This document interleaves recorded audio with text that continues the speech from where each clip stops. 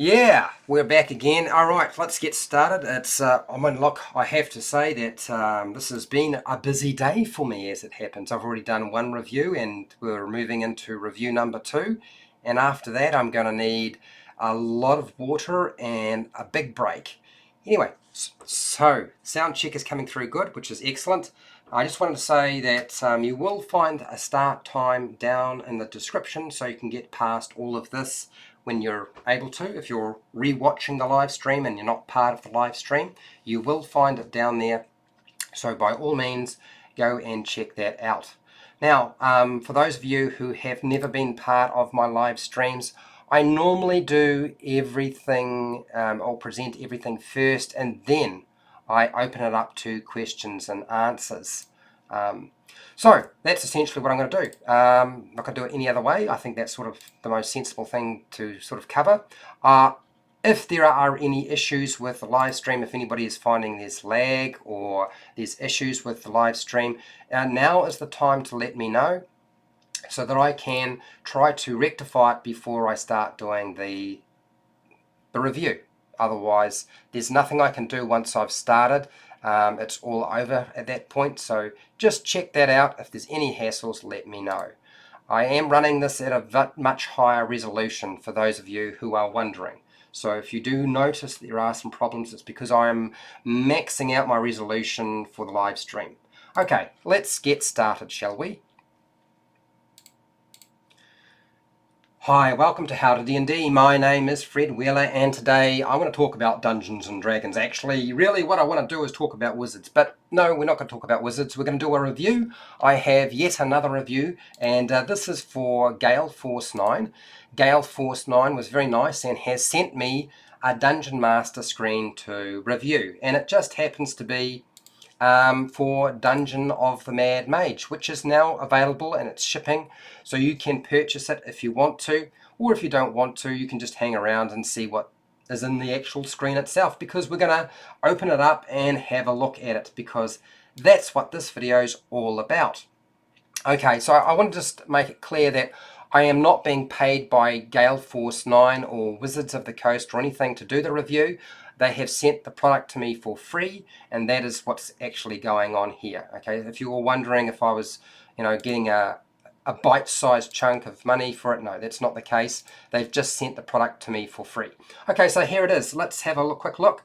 I'm going to try to sort of go through this fairly quickly, because I've noticed that opening up the bubble wrap on these things takes me a little bit of time.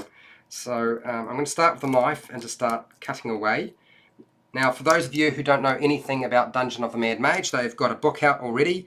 That particular book, it's going to give me trouble. I can see it now. Okay, that particular book is a huge mega dungeon of Undermountain, and Halaster Blackcloak is supposed to be the main sort of villain, but as it happens, he's not really the main villain. There are, in fact, many villains within that particular adventure, but the main villain is supposed to be him, supposedly.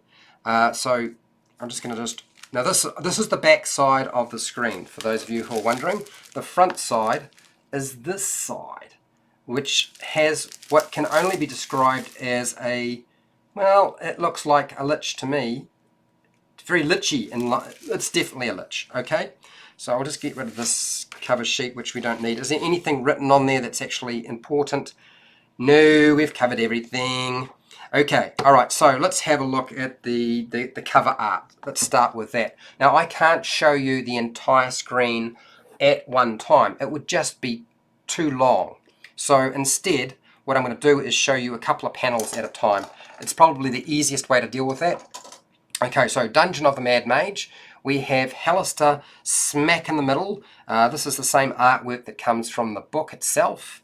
And then we've got, I think this is the Lich Isart, who Halaster doesn't really like and would like to see gone from his dungeon, or his complex, you might say. And then we have, that looked like a manticore to me, and somebody's got some fire, and it doesn't look happy, and it's probably going to do all sorts of horrible things to him. There's the spiky tail. The artwork, there's nothing wrong with the artwork. I think the artwork is fine. And we get an Umber Hulk. So you can definitely scare your players when you have this thing out. They'll be like, oh, is that in the book? Is that going to be in the adventure? And you say, yeah, probably some point, but you won't know when. And it's breaking through the wall. I don't know if this is repeat artwork. I think it's actually artwork that you find in the book itself, including the Manticore. And now, last panel. Struggling. Let's go with the Rust Monster. So there's the Rust Monster. Okay, so it's got all of the elements that sort of say Dungeons and Dragons. Okay, so now I need to start folding sections and showing you. So what I'm going to do is I'm going to show you the first two panels. We'll start with this one here. Now, I was looking through the book trying to figure out what would be the sorts of things I would like to see on my Dungeon Master screen. On the inside. The outside, I have no issues with the outside. The artwork is very nice. It's very Dungeons and Dragon-y. I'm happy with all of that. And then I was noticing we've still got that repeat thing going on where they do artwork on the inside of the Dungeon Master screen. And I have no problems with maps and things that I will use as a Dungeon Master on the inside. But this sort of thing is just, I just don't get it. I just need tools on the inside. That's my view. And then we get a picture of Halaster, which I didn't really need. I don't understand that. But the first panel is random events. Now, I noticed this is a percentile dice, so you roll your percentile dice and you get a few different things that happen.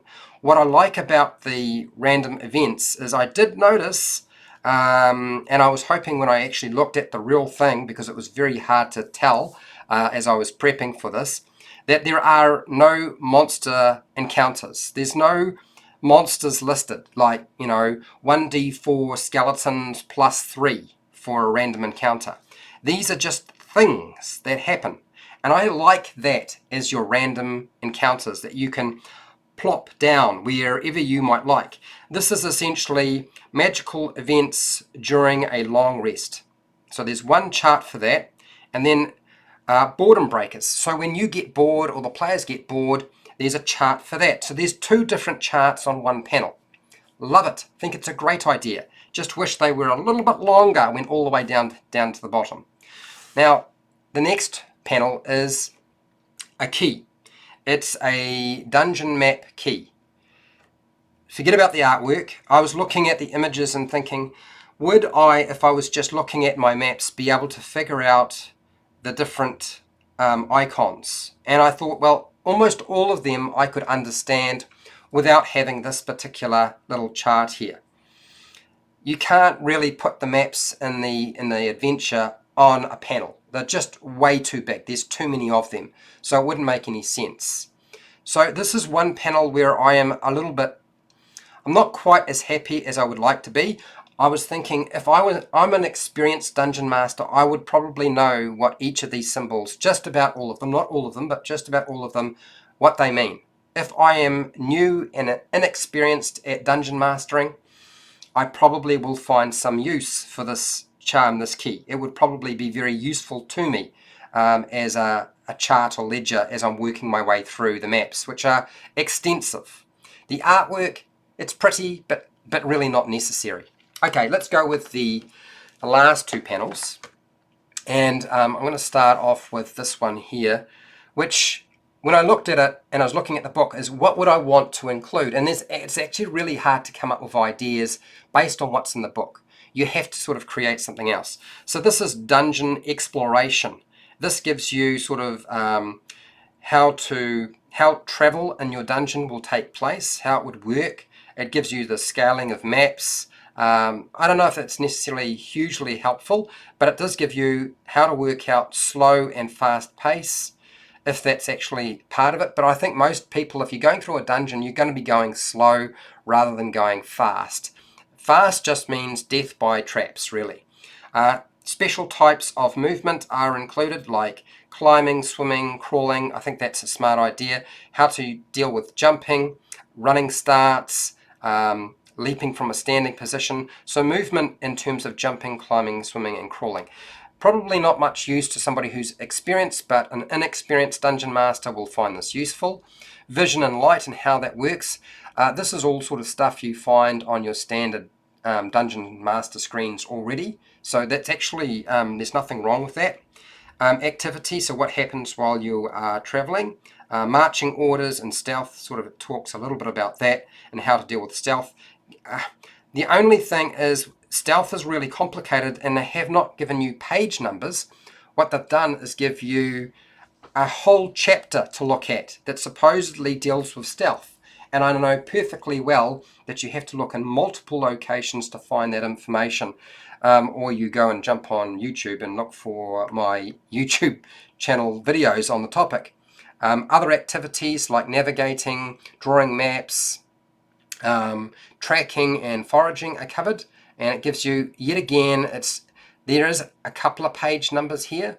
They've given you the page numbers for the Dungeon Master guide, for foraging, for tracking. There's no Dungeon Master page for drawing a map, so really it just gives you like one sentence on it. Navigating, it doesn't really give you an awful lot. All it says is refer to the Dungeon Master guide. As for other activities, it's very broad. It does talk a little bit about passive perception and passive wisdom checks, and that's really about it. Okay, so the last panel, here we go. This is a little bit contentious for me. I was looking at Hallister's goals. Now, Hallister has about 6 different goals, some of which contradict each other. And I was thinking, would I remember Hallister's goals as I'm running through the adventure? And I thought, well, actually, I'm much more likely to just make up a piece of paper and clip it to my Dungeon Master screen. And then I looked at this and I thought, okay, actually, it makes sense to include it, because Hallister is supposed to be the main villain. So having it there makes a lot of sense. I wasn't sold originally, but I am sold now. Whether you are is a different story.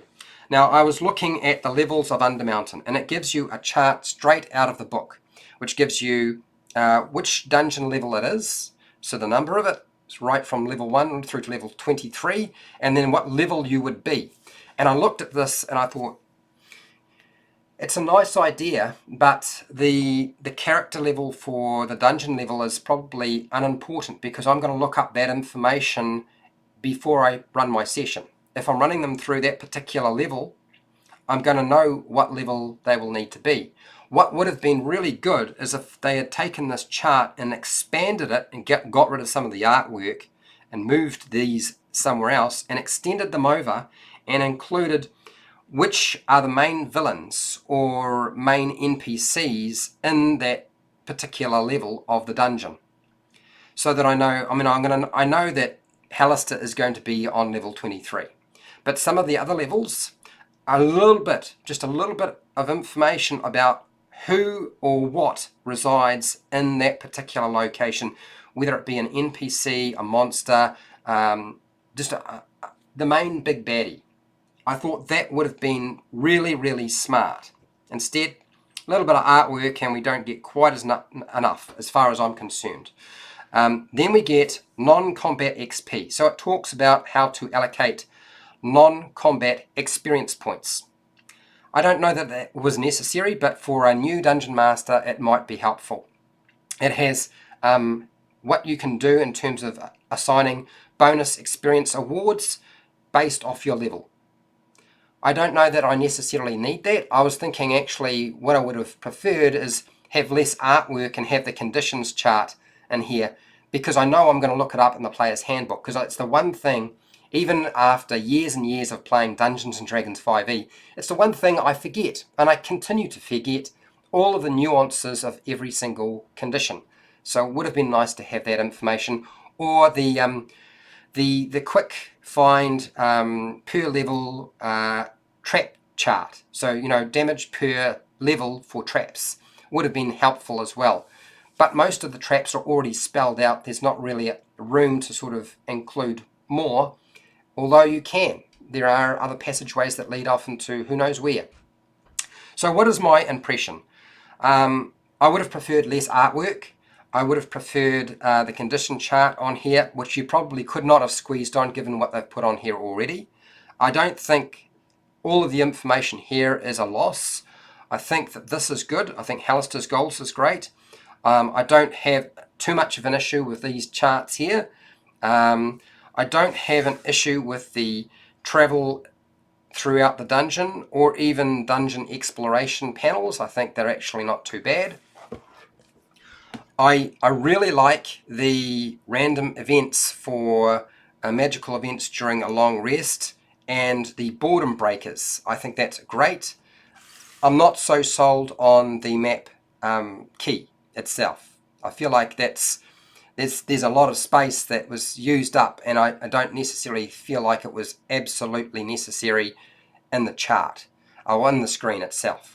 So that's my view. Now, whether you decide it's worth buying or not is totally up to you. I do understand if you don't, because, you know, everybody needs to have the stuff that works for them. And I wouldn't say that this Dungeon Master screen has absolutely everything that you might want. Certainly not everything that I would want. But if you found this video helpful or informative, please share and like the video. Hit the subscribe button if you haven't subscribed to my channel, and the bell button to be notified when I go live and when I publish new videos, which I do quite often as it happens. Now, if you want to continue to support my channel, you will find that watching this video helps me out quite a lot, and I do appreciate it. I have hundreds more videos, and you're welcome to go and check those out as well. I don't do Patreon, but down in the description you will find affiliate links to the book depository and Amazon, where you can buy stuff online. I get a small commission, you pay exactly the same price, and yeah, that helps support the channel so I can keep doing this sort of thing. Now, when it comes to things like comments and feedback, this is really your opportunity to ask me very specific questions about this Dungeon Master screen in the live chat. If you're not part of the live chat, then down in the comments section, because I have the screen, so I can at least answer some of your questions if you have questions that I haven't been able to answer so far. And I will certainly do my best to cover those topics if you ask for them. Now, till next time, keep rolling those keep rolling those 20s. I was going to go, keep rolling those questions. I don't know that you could roll a question. Maybe you could roll the question my way, and then the dice will follow. But keep rolling those 20s.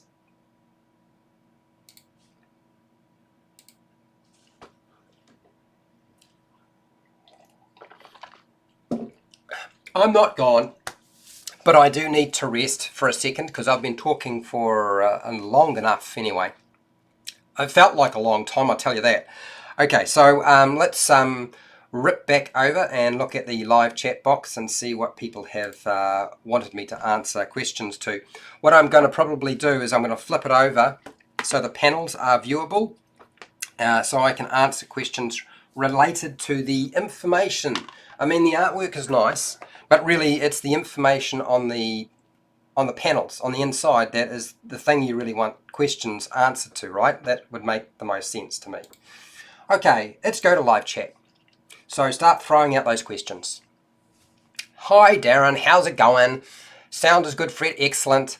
I was having to move the screen around, so you might have found at some point when I was moving the screen I might have been blocking the microphone, so I'll be curious to see if that affected the sound in some way. Darren, what's that? Not a fan of wasted space on business side either, Fred. Yeah, I feel the same way. It seems to be a trend with the new Dungeon Master screens, and it wasn't a product of previous versions of Dungeons and Dragons, but 5e seems to like to put artwork on the inside of a Dungeon Master screen, which doesn't make an awful lot of sense to me, and they still haven't figured that one out. They need to put more tables and useful information instead of half panel bit artwork. Exactly. I think they're trying to make both sides artwork, and it's not necessary. So many live streams. Admiral Akbar, you are so right. This is the last one for today. I couldn't cope with another one. It would drive me absolutely balmy if I tried to do another one. So this is the last one for today before I lose my voice. Or lose something else, lose my mind. I've already done that. It's gone. What's that, Darren? That being said, the art is pretty good. I like it, but keep its smaller on the player's side. Yeah, keep all the artwork on the player's side. I totally understand. It makes perfect sense to me. Why would you put it on the Dungeon Master's side? No, don't do that. What's that, Darren? Fred, you have pretty much summed up my opinion of the screen quite nicely. Might pick it up when I decide to run Undermountain. You know what's going to happen? Dungeon Masters are going to make up the stuff that they do need, and they're going to paperclip it on over the artwork. So this little bit here, Hallister's gone. It's going to be blue tagged. There'll be something here that they find more useful. For me, it would be some of the conditions. And the problem is that it's not, the artwork's not all in one panel, so I can't just cover up that panel with just the conditions or something else. And that's just my view. I think that's exactly what Dungeon Masters will do. They'll blue tag or paperclip on over the artwork so they can use it for something else. Yes. What's that, Darren? Good video. Thank you, mate. What's that, Joe? I agree with the conditions. Yeah, I never remember the conditions. I still want the conditions on the Dungeon Master screen.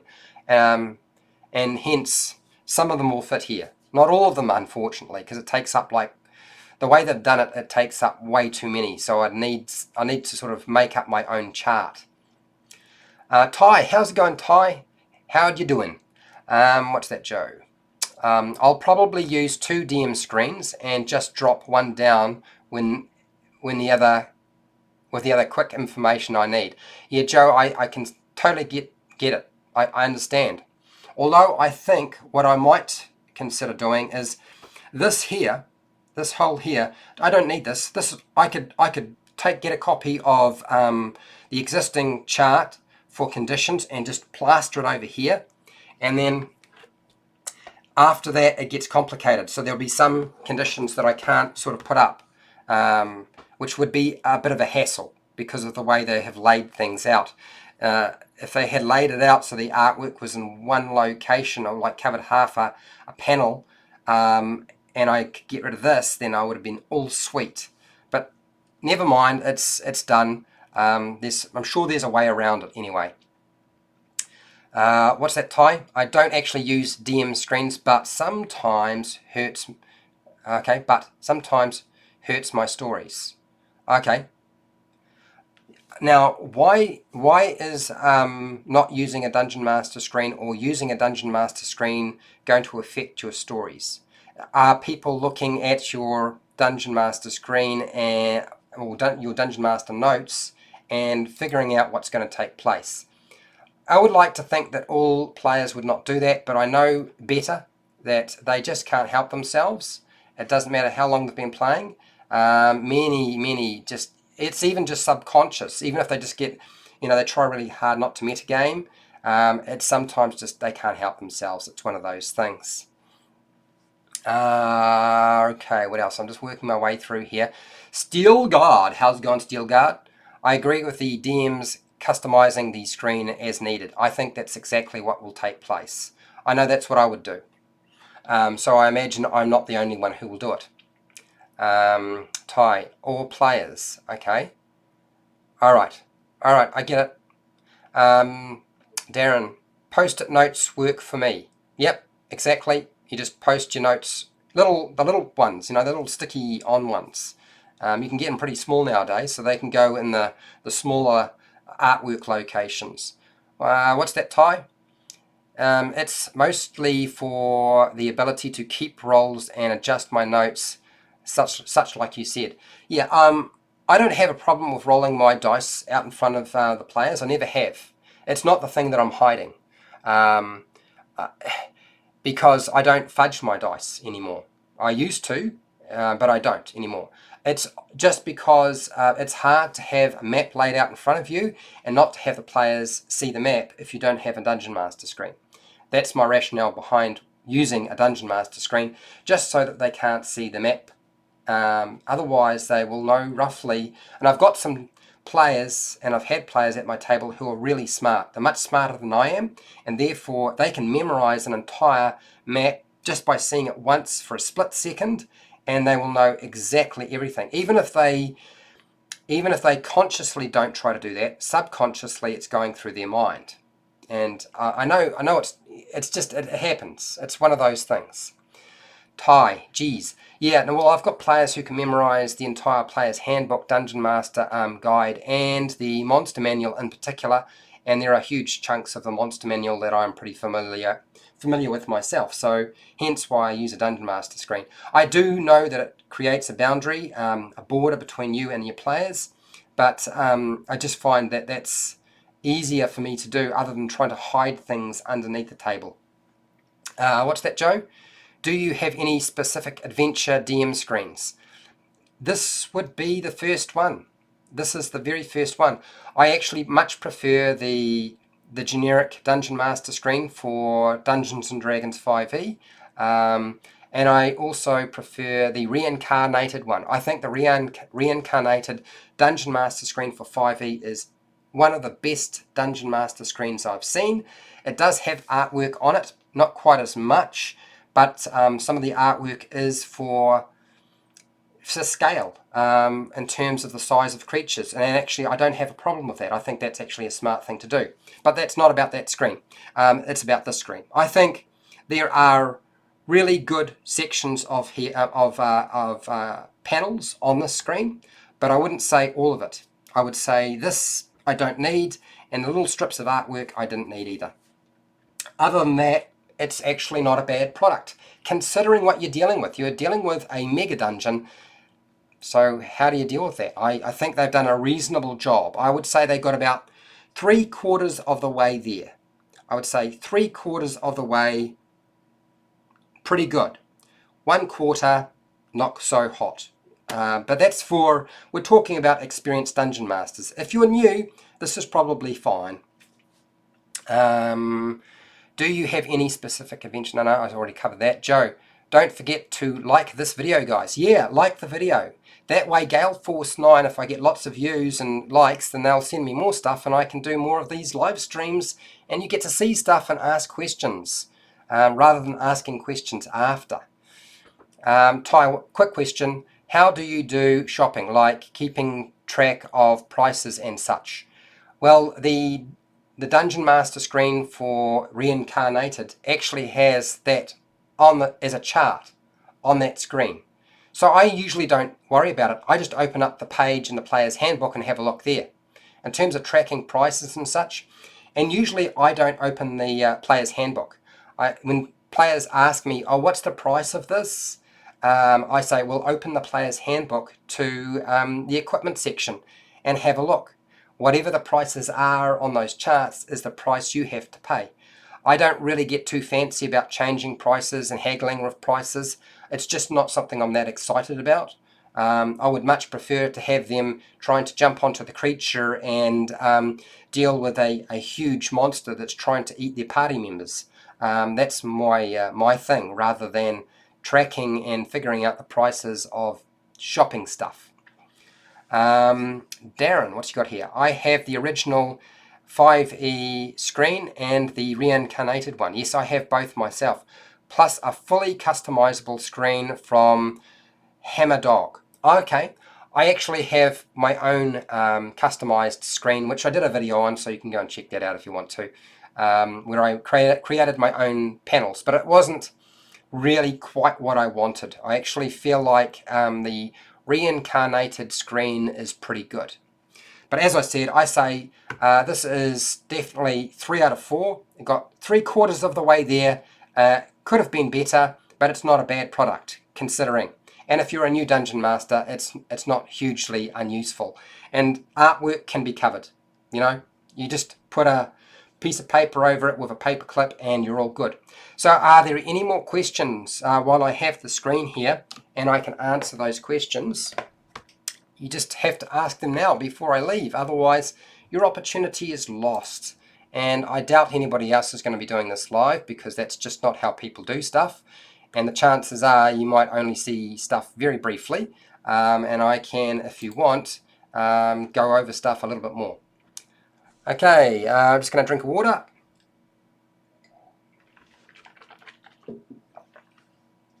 Okay, there's no more questions coming through. I'm assuming that we've covered everything we needed to.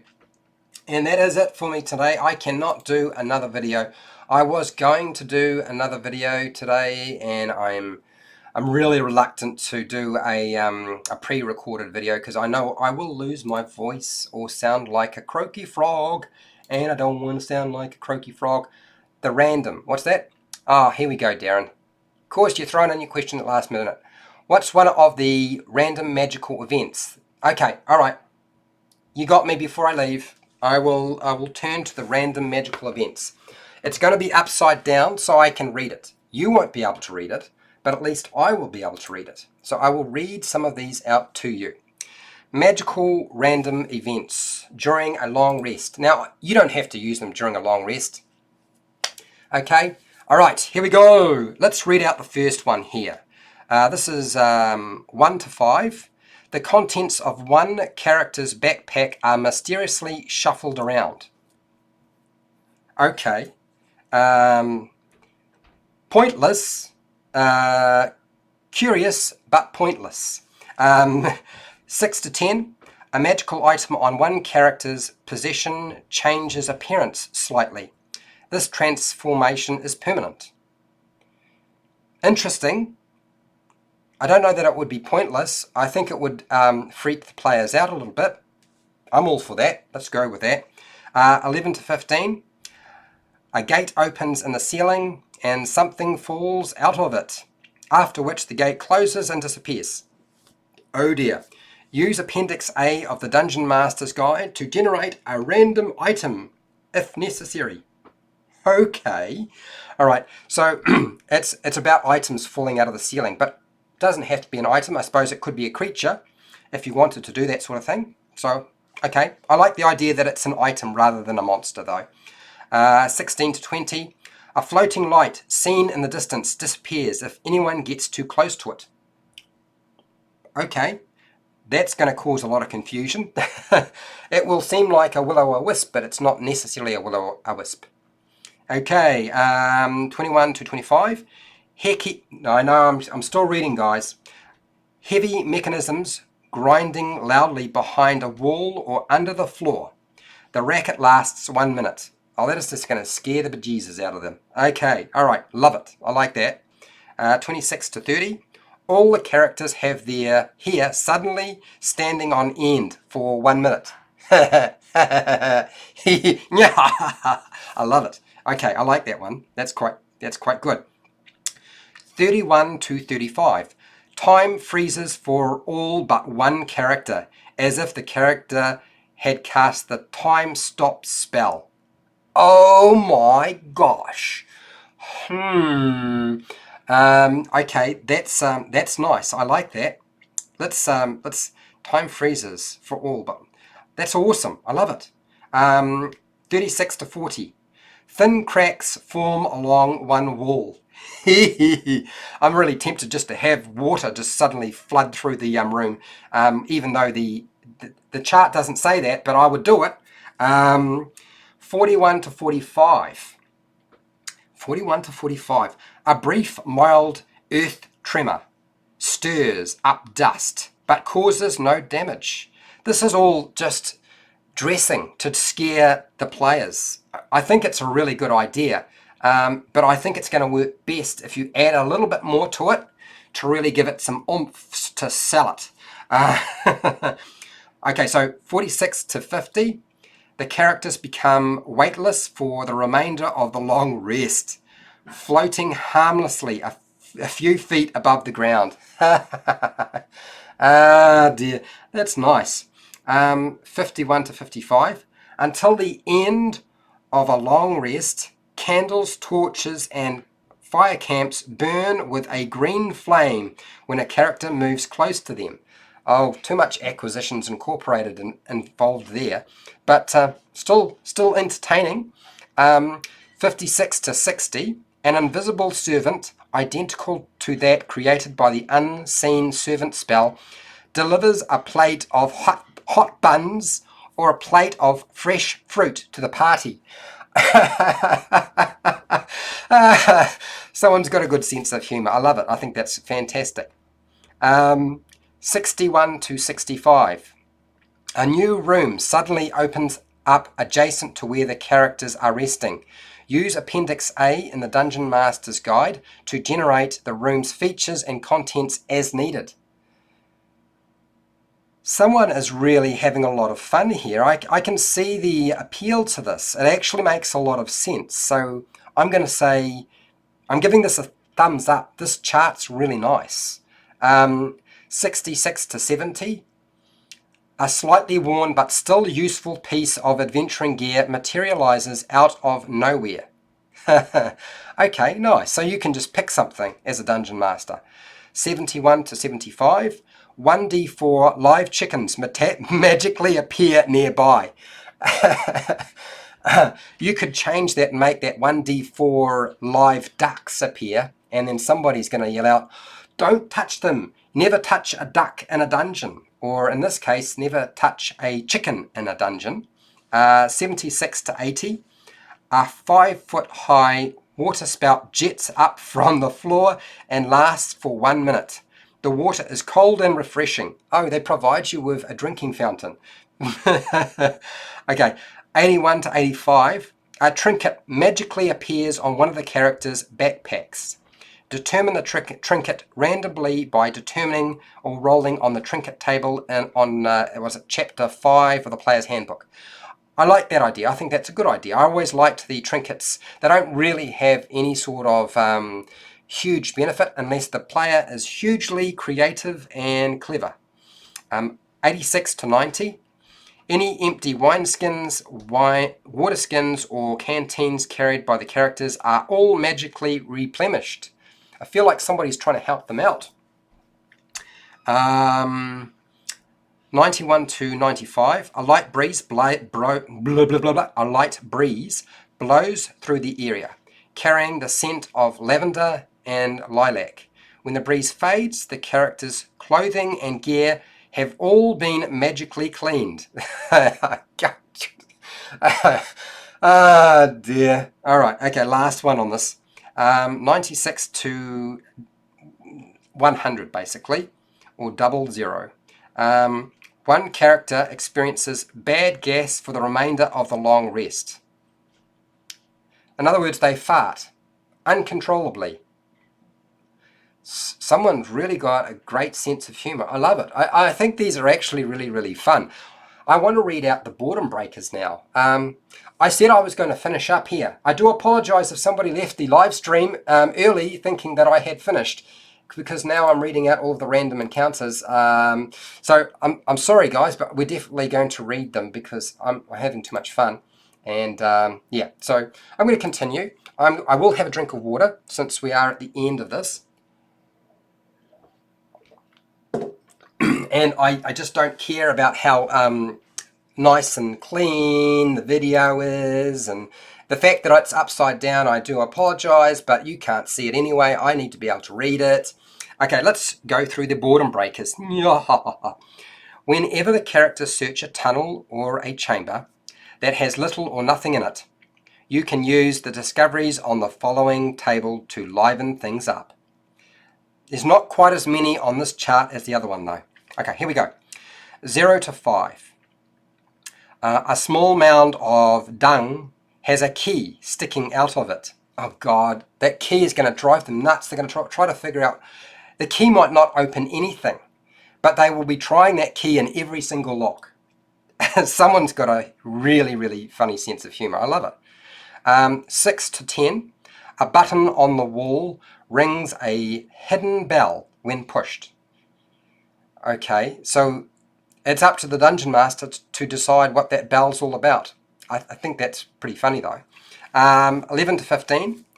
A chalk X marks a secret compartment that contains the following note written in common. Hi, beats you to the treasure. Sincerely, X the Mystic. Okay, all right. Okay, that's cruel. 16 to 20. A magical pebble bounces around the room. I like it. That's good. That's cool. I like it.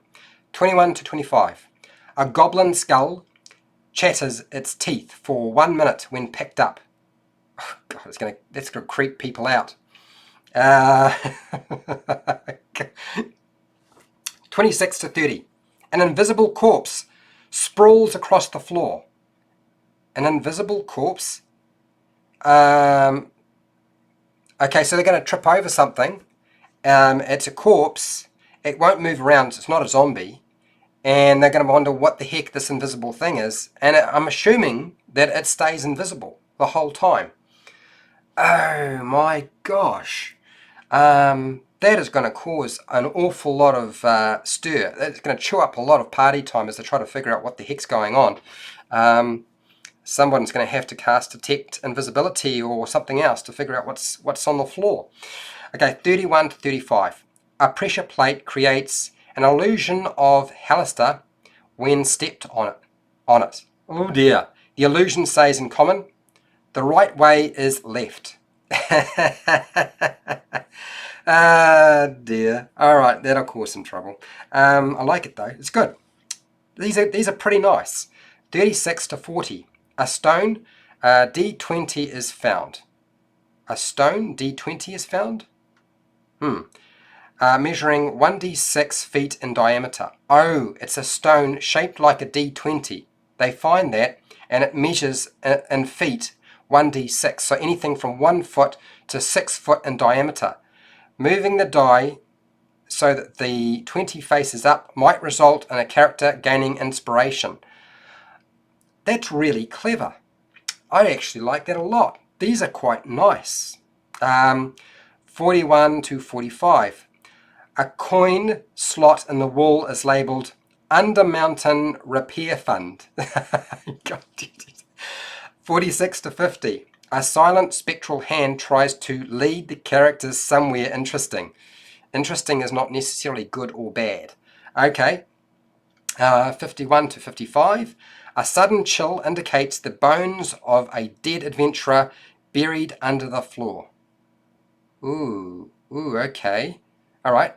56 to 60. A chalk map drawn on the floor accurately represents a small section of the dungeon. 1D for +1 rooms and connecting hallways. I feel like this is trying to present things that one of the apprentices would be trying to do, who just happens to be sort of part of the dungeon itself.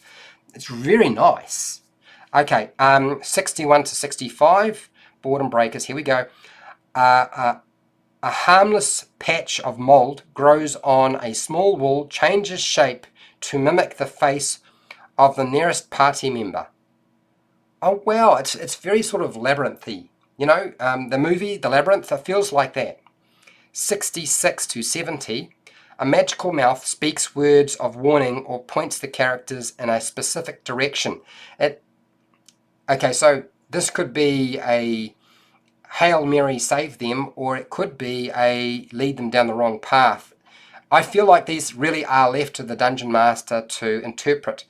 71 to 75.